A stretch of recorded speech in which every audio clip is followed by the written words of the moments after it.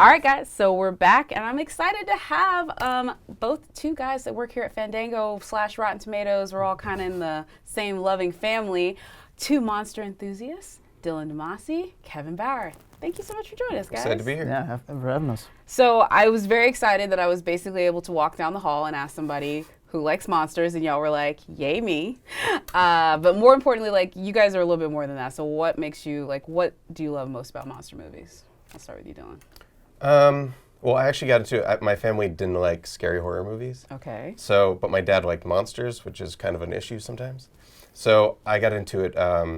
He showed a lot of atomic age monster movies, those classic 50s, a template we weirdly still use of soldier finds monster, finds an attractive scientist assistant because she can't be the main scientist, and then they fight a monster, giant insect before it stops like the city. Wow, yeah. And I got into it like watching a lot of those, and I thought they were really fun. And I really just liked, they're kind of about something, whether it be really blunt about nuclear radiation or communism. There wasn't anything else out in the 50s, and doing it in kind of a fun, kind of creature way. Love that. That's in the family angle. Love it. All right. What For about sure. you? So I also came from a pretty small town, and right from the get-go, I kind of felt like an outsider. The one comic book reading nerd before that was cool. Somehow got into monsters, can't really say how. But what really attracted me was the idea that they were highly symbolic. Everything about most monsters reflects some core of us that we have trouble addressing. Dracula is fear of the upper classes, fear of sickness. Frankenstein, what makes us human, what doesn't? Invisible Man, when science goes too far. And proxy to that love of monsters and finding the human elements of them was just really becoming attracted to special effects, especially practical effects. The crazier, the more gnarly, the more visible and tangible, the better. Yeah, I mean, I think Frankenstein's monster was maybe my earliest memory of saying, hey, I'm actually rooting for the creature in this. I want him to succeed. I want him to not die. I want him to find true love, and he ended up doing that with his bride. If we went to y'all's various residences, invited obviously, because we are vampires, what would we see in there that maybe is your biggest thing that you would need to save in a fire that shows everybody out there, hey, this is my love of monster movies on display? Is there any sort of piece of memorabilia or something in your collections? Even a digital copy of a film could count, if you wanted to say that. a journal of how to reanimate your own creature? I mean... Wow, that's a good question. Certainly have a few things. I mean, my DVD collection, I think, is pretty much monsters at this point. Oh, wow. To the point where I'm rocking a creep show thing. And Yeah, I think I got a whole Love collection of German imported special features for the extra how they made something. Actually, my favorite, we can debate whether it's a monster, is I actually have, there's a 1970s movie called The Stuff. Okay. By Larry Cohen. And it's about like this organic blob type thing that people discover and then start eating, and they think it's like an ice cream thing. And then it takes people over and becomes like a blob monster. Oh, God. See, that's what I thought Dippin' Dots at the mall was Oh for the my longest time. When they said it was ice cream in the future, I'm like, wait, whose future are we talking about here? And I have a little replica ice cream canister of that stuff. Nice. Oh, That's that right. is dope. I like that a lot. Deep pull and has an edible quality. I like cross. I like mashups, let's be honest. All right, what about you, Kevin? You know, I mean, everything's on the cloud nowadays, so I wouldn't have to worry about my DVD collection. But memorabilia, it's not a monster movie, but man, Davy Jones from Pirates of the Caribbean 2, he's treated like Phantom of the Opera. He is the same forlorn, monstrous lover thing going on. And I have a Todd McFarlane action figure of him that's like a really high-quality sculpt. And the crazy thing is, if you watch the original Phantom of the Opera silent movie, the theme song is the same song used in Pirates of the Caribbean 2 that he plays on the organ. Oh, wow. I definitely know Phantom of the Opera, but I did not make that like audible connection when I watched Pirates of the Caribbean 2. Maybe because I tried to sweep that movie out of my memory. Maybe. It's a little bit maligned. Because I definitely have Phantom. I could do that one any day of the week. So Todd McFarlane, I'm glad you brought that one up real quick. What are you thinking for this Bond movie? Because him directing it has me excited but also scared. About the same. Okay. Hasn't been the first time we've seen a comic book artist / writer do a movie. The Spirit was a rough movie, but Sin City before it was great. It was great. I think the idea of making something more like Sam and Twitch, where two detectives kind of stumble on something they really shouldn't, is a good idea. A good way to bring back the character, but Spawn is such a big, sprawling mythology. I really don't know if that's what audiences would want from a Spawn movie. It's a TV show. I just always felt like it's better for the TV show. I always felt the TV show was better than the movie. I just always feel like that HBO series was solid. Amazing. Yeah, Absolutely amazing. Yeah, and the look of hell and how you could portray that on the big screen or on television. I mean, this is going to be a feature film that is apparently pretty low budget, and they want to make that by design. So low budget indicates you're probably going to be using a lot of practical effects when it comes not just to Spawn, but also maybe the way somebody like the Violator is going to look. And that's something I wanted to ask you guys too, is that I think most kids have their conduit into the world of monster movies and practical effects by dressing up as Halloween characters. I had a number of different Halloween costumes that are back to movie monsters. I was Teen Wolf one year, thanks to my awesome mom. You guys have any great stories about dressing up one year as a classic monster that you love? I actually did one year although the costume wasn't labeled as such, but it was basically a face hugger, like a Oh wow. like a pilot that'd been attacked by a face hugger. And I think I was walking around, and at my school you had to do tours of the classroom in your costume. I don't know why. That seems weird to force kids to do so Yeah. But not cool to children. I walked around to that, and I was like maybe 5th grade, and no one had any clue what they were looking at. They're just like, wow, that's a really weird mask. Aw, that seems torturous. I'm not gonna lie to you. By the way, I would never dress up. I'm a big fan of dressing up. I love getting in costume. It's always been my thing. But if I was at your school, I would like completely run away from that idea of it, just because that to me is like a child's nightmare. Like, let's go into a room full of classmates that you don't know, probably don't like you, and have them point and stare at what you have on. Yeah, and then like you think about the mask, and like the masks always look cool, like in school or for the first 2 trick-or-treat houses. Then that third one, you realize how hot it's going to be for the rest of the night. And you think about the actors and actresses that are in these kind of costumes like day in and day out. Your best Halloween look. Best Halloween look was probably my first time contracting at Fandango. I came as Ghost Rider. Oh, wow. Had a mask. I got my hair really long, painted it red. Wow. Covered in chains, and tried sipping coffee through the mask. Didn't quite work out so well. We also had a parade in front of all of the employees here. I do know that here. It's this is the thing though. Again, it's you can't hear because like this place is like full of attention-seeking behavior. Like it's like everyone loves movies and wants to tell people about it. So like I blame you at this point. Children, that's their thing. You chose that, and like we did it on purpose. But this is the thing too. It's like in our conversation too. We were talking before we got shot. I tried to keep it in an area where a lot of people who are not, maybe monster movie people could have an entry in. We got Godzilla, we got Guillermo, we got things like that. The Meg. But there's always those deep pulls and like things that maybe people don't agree are monster movies. Like for example, my favorite monster movie is technically also a musical, which is Little Shop of Horrors. Heck yeah. And Audrey 2 is the greatest monster ever. How Seymour didn't guess, it's gonna eat people. It's beyond me. Like that's the funniest part of that movie. It's like by the end, if you ever watch both the Roger Corman and the original version of the movie, like Audrey 2 wins. She goes on a rampage throughout New York. They made the happy, nice, Hollywood ending for what made it to theaters, but the plant wins. Yeah. And it's always just funny to me, like when you see that ending, it's like, how did anybody know that was not gonna happen? Like you have the like spoiler warning here. As soon as it's like, oh, I like blood, it's gonna eat people. But I love that movie. Great musical, great songs. What are you guys' like deep pull monsters that you would be like, more people need to be about this monster? Okay. Wow, so many. I could be here for a long time. It's okay. I'm gonna hold you to 3. Okay, like 3. I'm gonna hold you to 3, but I'll let you have that moment. Okay. I would do my favorite's a Corman-produced movie called Humanoids from the Deep. Okay, I do know Humanoids from Which the Deep. is, if you thought Shape of Water would have been better if he killed her, you would like Humanoids from the Deep. Yeah. After that, it would be I really like The Gate. Okay, I haven't seen that one. The Gate's classic. It's nostalgic. Like now we have kids like getting caught up in like monsters and stuff. But The Gate is kids play a record backwards, and it actually has satanic things on it. And the Satan's little minions, which are stop motion, come up and terrorize these kids in a house. Awesome. That's why I tell you kids, don't play that rock and roll music. I agree with Lithgow and Footloose. So that one's very good. Wow. deep pulls, huh? And then I really like It's Alive. Okay. Yeah, the killer Mutant baby. Killer Baby. Oh remember that yeah, one. and the end of the spoiler alert coming. I love the end of that movie where they're like they think they just got this baby. They're like, oh, finally, all right, let's go. It's Miller time. And then they get a call. There's another one that's Yeah. like in Seattle, and they're Yep. like, oh boy, here we go. Spoiler alert. Also, kind of what they did with the Meg. I don't know if you guys are planning on watching man. it, but it definitely had a moment of like, oh, we think we got it.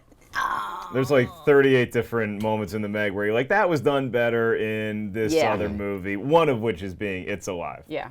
I will say this too. I'm glad you brought up Corman because I feel like we didn't give him his due because I feel like Corman is definitely a monster, guy, but he did so many other things. Like he kind of just created.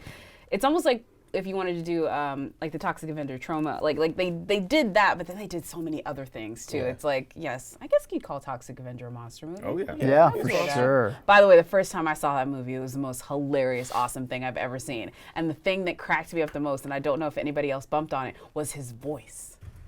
The first time he spoke with that like, hi, Susan, I love you. Like, I died. I could not stop laughing at that. I rewound it like 4 times to make sure I wasn't like under the influence of I don't know what. I was just like, how is this the thing? Whatever.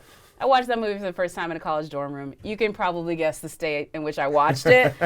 But his voice, and I've since watched it, and I still crack up every single time. And the fact that she had sex with him, because just the logistics and sanitation of that just bothers me so much. Yeah, again, that's one charming fella. Oh, I don't care if she's blind. It just doesn't work. It doesn't work. Anyway. It's the tutu. It's all it ever is. Still love that movie, though. I'm really excited to see Overlord when that comes out. We don't get enough World War II horror movies. Oh, yeah. It's been a handful. What was it? The Rig, The Raft, something. But my all-time favorite is Puppet Master 3. Okay. One of the many miniature murderers series produced by Charles Band at Full Moon Entertainment. There's this Jewish puppeteer, and he has living puppets. When the Nazis kill his wife and destroy his puppet studio, he decides to get revenge on some SS officers. You have a 6-armed cowboy with a gun in each arm. You have a guy with a hook for a hand and a blade for another hand. You have a little pin-headed guy with gigantic hands. It's ridiculous, but it's Wow. insanely good. Yeah, see, my next question can also be labeled as my answer for both the deep pool and the scariest monster, in my opinion, is, and it's funny how we sometimes bend the line of what we consider an actual monster, but I think this falls under that category, is Zelda from Pet Sematary. Because it's just this scary backstory that the wife has where she's remembering having to go down and take care of Zelda and twist her spine and all that stuff, and just the effects that they used. It's all practical stuff, like makeup driven, but it's just so horrifying. So I'm taking Zelda for my number 1 if we're doing a fantasy team of monsters. I'm drafting Zelda over Dracula, the creature from the Black Lagoon, all of them. If I can ask each one of you fellas and Jacqueline as well, what is the scariest movie monster of all time, bar none? Drop the mic. I'm gonna let the experts start with this one because this is the other thing too. Is I'm kind of on your dad's thing. I like movies, but I up until like maybe age 25, I avoided horror movies because I was a scaredy cat. And then my love of film was like all of these filmmakers who I love were like, but I started in horror. I was like, God, I gotta get some balls and watch this. And so I'm late on some of the scarier ones. So it take me a minute to think of ones that scared me. Yeah, it was weird for me watching them as a kid because I had a similar experience that you did in college when I first saw The Exorcist. I saw this girl puking her guts out and saying a lot of bad words, and me and my brother and my sister all thought it was hilarious. It's like, man, she's really giving it to her parents, huh? Yes. Man, I want to be. It was like watching Problem Child or something. And then I that was in like 2nd grade that somehow I got a chance to see that movie. And then I went back and watched it again at my buddy's house when we were having a sleepover in 5th grade, and that movie wrecked me. And the only thing I can compare it to is the first time I saw Zelda and Pet Sematary, because I saw that movie in the theater on the big screen, which will change your perception of how scary a movie monster is. So For sure. you guys are the experts. Scariest one, you're not allowed to take any All monsters you see on cereal boxes. Oh man, Captain Crunch though. Like the thing with movies is every time you see something, it might have an immediate reaction, but you can disavow it pretty quickly. I mean, you get over Alien, you get over The Thing, A jump scare is a jump scare, but something that really gets under your skin that you have to live with and can't disavow, that's powerful. I think for me, it's the creature from It Follows. It looks like whatever messes you up the most. It never stops coming. It's directly tied to something that should be a freeing, growing up act, but really all it does is remind you of your own mortality. At the end of the day, you can run, but it will always be there. And when you leave the theater and process that, I mean, that's death. No matter how many medicines you take, no matter what exercise you do, someday it will catch you. God, way to bring it down, buddy. Sunshines and rainbows. True, that's what so I'm here true. for. I need a glass of true. whiskey and just a fireplace to I stare know, into it's for like, an hour. I'm serious. Just think about what am I doing with my life? It's almost over. Sitting here bullshitting about monster movies. Anyway. I had that feeling that when I walked out of the theater after I saw It Follows, it's cool when a movie can do that to you where I'm walking to my car and I'm thinking about what's behind me. Yeah. I see everybody's like kind of walking to their car too, and I'm like, wait, which one of you is it? I'm not gonna lie to you too. That film, as great as it was, I kind of hate it now because it prompted A24 to give. Is it David Mitchell? What is his name? How do you say it? He's got 3 first names. Something Mitchell something. Can't remember. The 3 first name director of It Follows. They gave him a bunch of money to do Under the Silver Lake, and that is the worst movie I've ever seen put to celluloid, and it is awful. Oh no! It's so awful. Sorry to spoil you, but they moved that movie back 6 months for a reason. Well, we'll always have the creeping death movie. We'll always have the creeping death movie. So, And a good but Metallica yeah, song too. yeah. But this is the thing. That movie was so good that you'd be like, just make movies, dude. Here's $5 million, go make a movie, and he did, and it was that. And it was bad. Well. See, and then I'm over here being like, walking out of It Follows. That's what it looks like? That's what my monster looks like? Hey now. Not feeling it. Not feeling just a I like the lazy-looking movie. Yeah. drunk guy. Not feeling it. I liked the movie, didn't like the monster as much, but there you go. Yeah, I need something that's, I'm going to remember. Yeah. I don't know, my scariest monster, though, is I think the monsters that, like, when I really like The Raft and it kind of leans to the Blob, something that has no opinion or thought or personality. It seems like it's just killing you because that's what it does. Mm-hmm. Like, there's a horrific moment in The Raft, if you've seen it in Creepshow 2, where they're being chased by this oil slick-looking thing in the water, and they're stuck on this little wood-like raft. And one of them falls asleep on the raft. She wakes up, and it's already taken a hold of her. And the other guys don't know what to do. They just back up and just watch this poor thing, like, pull this girl through this raft. But, the monster, and it's just, it's chilling on a lake. It's doing this thing. And it seems way more horrifying to me. Yeah, I think for me, so this is what's really weird because I don't even know if they would call them monster movies, but it's definitely the ones where the monster isn't the monster that you see, but it's the monster that you see that's effects. So, like, to give you a perfect example of any Tale of the Body Snatcher type movies freak me the flip out because it's not so much that the thing is scary, it's that you don't know who the thing is. So anytime you can't tangibly Could be any one of us. Yes, exactly. Like that is scary. That is the way, because every time it's a monster, it's a physical being, a physical thing. I will find a way to either make it ridiculous so that I can enjoy it or find a way for it not to be scary to me. So it's the unseen thing. The unseen element in The Witch scared the crap out of me. The unseen elements in like something like The Mist even, or like I said, A Tale of the Body Snatchers. So whatever. Basically what I'm saying is that I can scare myself way better than any of these filmmakers ever could. What's fun about those movies, though, and that's something I learned upon my 2nd, 5th grade viewing of The Exorcist, is that as scary as the movie monsters are, I can put that in a place in my head where I can come to appreciate and enjoy them in a way that's not going to give me nightmares. It's the psychology behind the monsters. Because like when I was a kid and I was trying to go to sleep and I was scared, I would just imagine that these monsters were like human beings. So it would just be like Freddy Krueger and Jason are having a beer at a party. Yeah. And then Reagan comes up and then Zelda comes up. I never thought about Zelda. I kept her out. She was not invited to the party. But you can do that. But then when you put the psychology behind them, and that's what the greats of all time, whether it's a filmmaker or somebody who's good at doing practical or visual effects, they can make you not only scared of this initial image, but it's what comes with that image. That's the most horrifying thing about scary movies to me. Yeah, I completely agree about that one too. Also, like you talk about the artistry behind these too. Like the thing that I think is I can appreciate to all of these. Every time I look at it, the first thing I think is, how did they do that? I think, you know, when I see Hellraiser used to scare me a ton, and then after a while, it was just like, so how did they get the symmetry on the pins? Like, that's cool. And then, you know, you look at a movie like The Crimson Peak is a perfect example, because that was a complete marriage of CGI and, you know, Doug Jones like actually crawling through the floor to make those those ghosts. So for me, I'm always like the artistry and the ones that are most memorable. So I think if I was going to say my favorite one or the most memorable, it's definitely not a monster movie, but it's got monsters in it. Remember The Cell? Yep. From Yeah.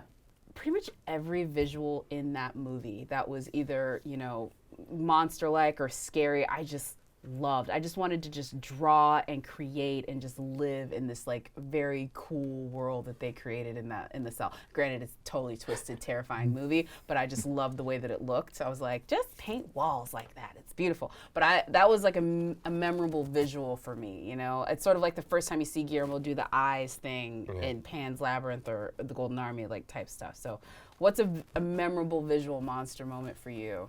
I think in The Cell, there's just the moment where they split the live horse Exactly. into like parts. Exactly. Yeah. Organs are still going. Yeah. Yeah, I was looking at The Cell as like the adult version. Like, kids go to Willy Wonka's factory for chocolate, and it's like, what if you become an adult and you go to a factory for just hypnotic, nightmarish visions? Yeah. That's what The Cell is.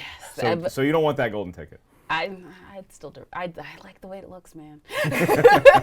So like a good visual moment, huh? Yeah, like just like either a monster moment or just like where they created something where like this is like what fan art was made for, you know? Like I just like the way this looked. Something you'd Sure. want to get some concept art for and frame. Well, it would be also one of my favorite monsters. Where normally zombies, we like to keep them in their own category. They stay where they are, but occasionally they get to go beyond that. Okay. In the little 80s punk rock film Return of the Living Dead, Oh yeah. there's a main hero zombie which is called Tarman. He's like a skeletal, slimy thing, which is almost unlike any other zombie you've ever seen. And like the first time his introduction is just this extreme close-up of him bursting out of this locker and yelling brains for the first time in any zombie movie. And they have like a specific kind of gymnast acrobatic that's moving in ways that humans shouldn't move. And he just looks so cool. You just want like statues of him. You just want the whole movie to be about him. Nice. Even when he's chasing after your heroes. Awesome. I've always kind of loved him. All right, that's a great one. I'm gonna go look at this now. Find that. Stephen Sommers gets a lot of credit for making the Mummies movies, but everyone seems to have forgotten Deep Rising. It's a fantastic little comedy, horror, action movie thing. Definitely that forgot about that one. Just kind There's of hard a for reason. people to embrace for some reason.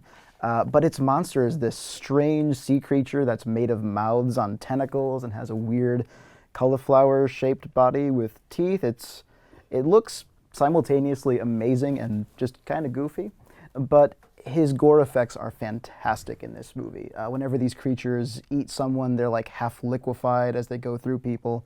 You see these piles of just disembodied corpses, half regurgitated, whatever. And it's so macabre and visceral in that moment. It's like a red painting. Oh man, love that. Yeah, the movie moments it's such a great, you know, kind of like all encapsulating the question, because that's why we go to these movies. You know, yes, we want that experience, we want something that haunts us a little bit afterwards, but it's that one moment when you see something that you were not expecting, that the filmmaker genuinely surprises you with. So there's ones that I was like bracing myself for that still wowed me, like watching Samara crawl out of the well in the ring, and the acrobatics that physically go into that crawl. I think a lot about the Evil Dead movies, what Sam Raimi's able to just bring when you talk about fan art, just like this explosion of stuff. And so in that vein, my answer is going to be in Cabin in the Woods, where the elevator sequence, where it's every childhood nightmare you ever had coming out of these elevator doors at the same time. Yeah, it's just so bonkers and a little funny, but also the effects are good enough to where you buy it, and it's just... It's such a celebration of everything that we love about horror. So that's the first image. That's the one that I'll always think about if you ask me for one classic movie monster kind of moment. That's a very good one. That's a great one. Yeah. That's amazing. This is honestly, I feel so informed and scared, and I have some new homework. I just had such a blast talking about monster movies today. This is great. And again, the fact that I got to walk, maybe 20 steps to get this? Yay, us. That was a good. Yeah, It's this a is fun. good Just going pull. office desk to Yeah. desk and just seeing like, hey, what do you feel like the monster movies? Get on in here. Let's go. No, I mean, but hey, look, this is a show where stats meet cinema, and you guys definitely brought the stats and the cinema. Thank you guys so much for joining us today. Thanks for having us. Anything? Oh, I'm glad to have you. Anything you want to plug before you get out of here? Anything you want to plug specifically? Not Yeah, particularly? like anyone we want to follow folks to follow you online. Not like an It Follows, just Yeah. like actually just be supportive. Yes, Yeah. please haunt me for the rest of my life. I'd appreciate that. Nope, just want to thank you guys and keep us in mind whenever you're thinking of monsters and horror. Please do. We have Halloween not too far away. What about you, Kevin? Anything you want to plug? No, I'm pretty boring. I'm just a guy on the internet. Okay. I do some blogs for Fandango, but nothing really special. All right. Mr. Mark. All right, I'll take the bait, Jacqueline. You can catch me at Dragon Con in Atlanta. It's either the last day of August, first day of September, whatever that Friday is. I'm going to be doing some stand-up shows, maybe Relapse Theater, maybe Laughing Skull, maybe both. So you can follow me at Mark Ellis Live in the supportive way, not the It Follows way. Again, Jacqueline, you can find me anywhere at that Jacqueline. So excited for our next episode. It's going to be two of our faves, my faves, I think Mark's faves. Keanu Reeves and Winona Ryder are starting a little film called Destination Wedding, and our next episode of By the Numbers is Keanu and Winona Forever. We're just going to take a deep dive on those two guys and the 4 movies that they've starred in together. One's Dracula, Bram Stoker's Dracula. Definitely Monster Bram Stoker's movie. Tie it Dracula. all together. Exactly. Just keeping it all in there. So please tune in next week for Rotten Tomatoes By the Numbers. Bye, guys.